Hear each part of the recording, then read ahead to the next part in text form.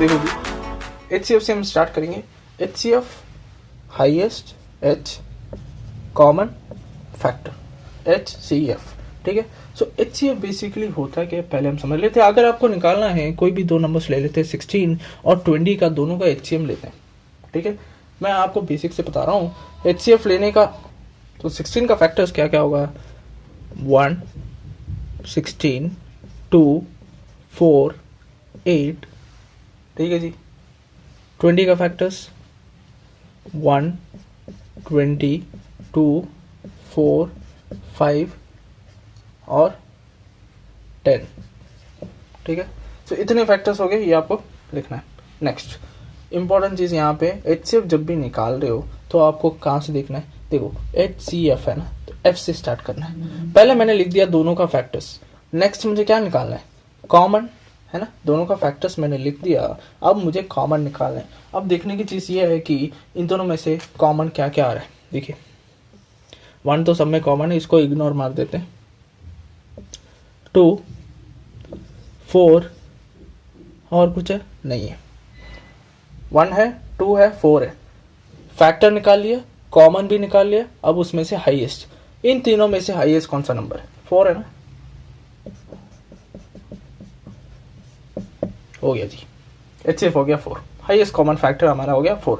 अब ये तो बेसिक चीज़ है कि जब तुम छोटे क्लासेस में थे ऐसे पढ़ते थे, अब थोड़ा लेवल बढ़ गया है। लेवल कैसे बढ़ गया, देखिए अगर मुझे निकालना है 16 और 20 का तो मैं सेपरेटली इसको लिखूंगा। अब देखिए 2 8 जा 16, 2 4 जा 2 2 जा 2 1 जा, ठीक है। नेक्स्ट 2 10 जा 2 5 जा 5 1 जा, हो गया 1 तक लेके आना है, ठीक है। अब देखिए 16 को मैं क्या लिख सकता हूँ, 2 इंटू 2 इंटू 2 इंटू 2, और 20 को मैं क्या लिख सकता हूँ, 2 इंटू 2 इंटू 5, ठीक है जी।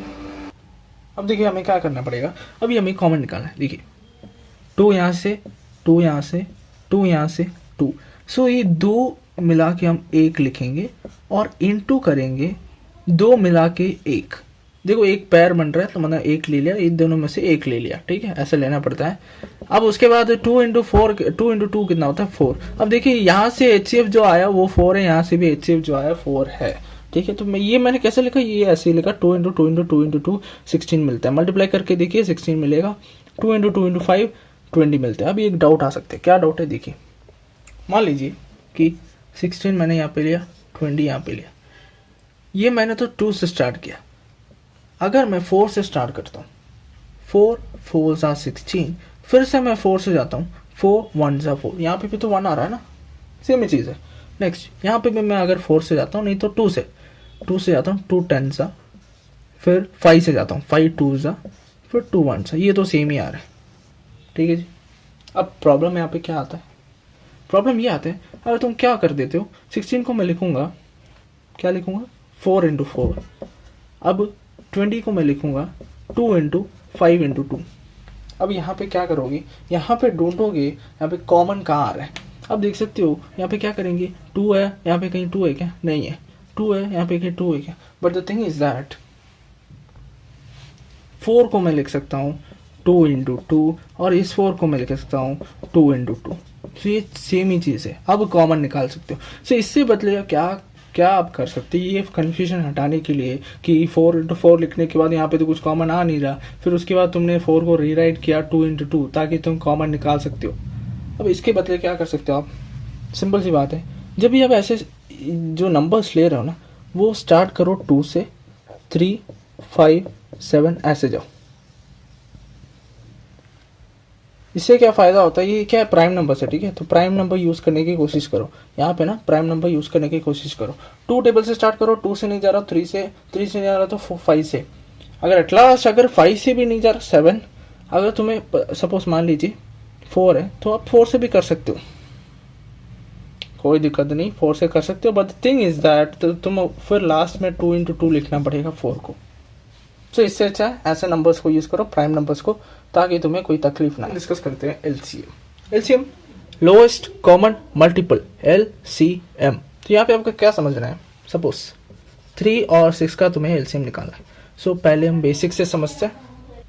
सो 3 का यहाँ से स्टार्ट करेंगे, मल्टीपल फिर कॉमन फिर लोएस्ट। मल्टीपल पहले लिखिए 3, 6, 9, 12, 15, 18, 21, 24, 27, 30। ठीक है, 6 का 6, 12, 18, 24 फिर आएगा 30। हम 30 पे क्यों स्टॉप कर रहे हैं? देखिए यहाँ पे 3 का मल्टीपल्स जो है 30 पे हमने स्टॉप किया, तो यहाँ पे भी हम 30 के उसके नियरेस्ट नंबर 30 पे स्टॉप करेंगे। सेम नंबर आ गया, कभी कभी सेम नंबर आ भी सकते हैं, नहीं भी आ सकते, तो नियरेस्ट पे स्टॉप कीजिए। तो ये तो मैं बेसिक्स बता रहा हूँ, छोटे क्लासेस में कैसे सिखाते थे। उसके बाद हम ट्रेडिशनल मेथड उसमें जाएंगे। अब 3 और 6, अब देखिए इसमें कॉमन निकालना है। मल्टीपल लिख दिया, अब कॉमन 3 नहीं 6 कॉमन है, 18, 12, 30, 24 है ना, ये सब कॉमन है। अब इसमें से कॉमन निकालने के बाद आपको निकालना है लोएस्ट। इसमें से लोएस्ट कौन सा है? 6 है, तो एलसीएम हो जाएगा 6।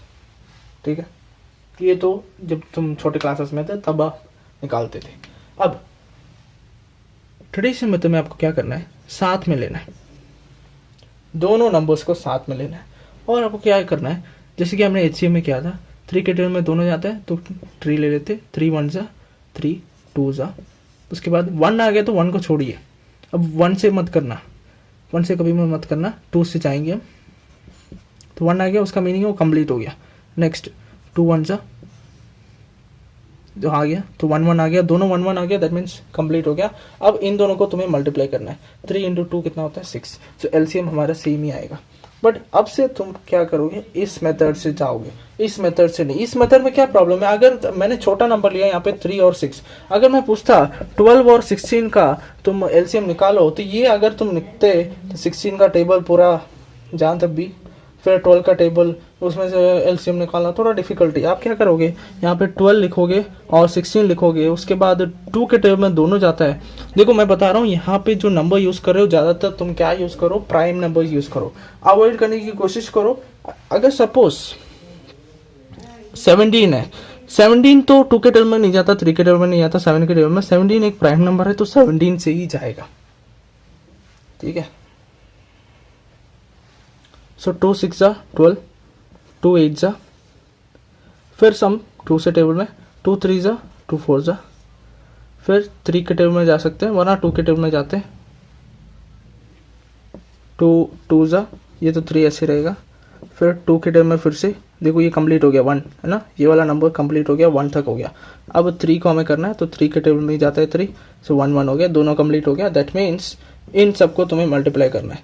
सो 2 इंटू कैसे मल्टीप्लाई करते हैं, देखिए 2 इंटू कितना 2 है 4 है, 2 इंटू 3, 2 इंटू 2 कितना होता है 4, 4 2 जा 8, 8 2 जा 16, 16 इंटू 3 करना है तो होगा 48। ठीक है, 16 3 जा 48, तो ऐसे तुम्हें मल्टीप्लाई करके लिखना है।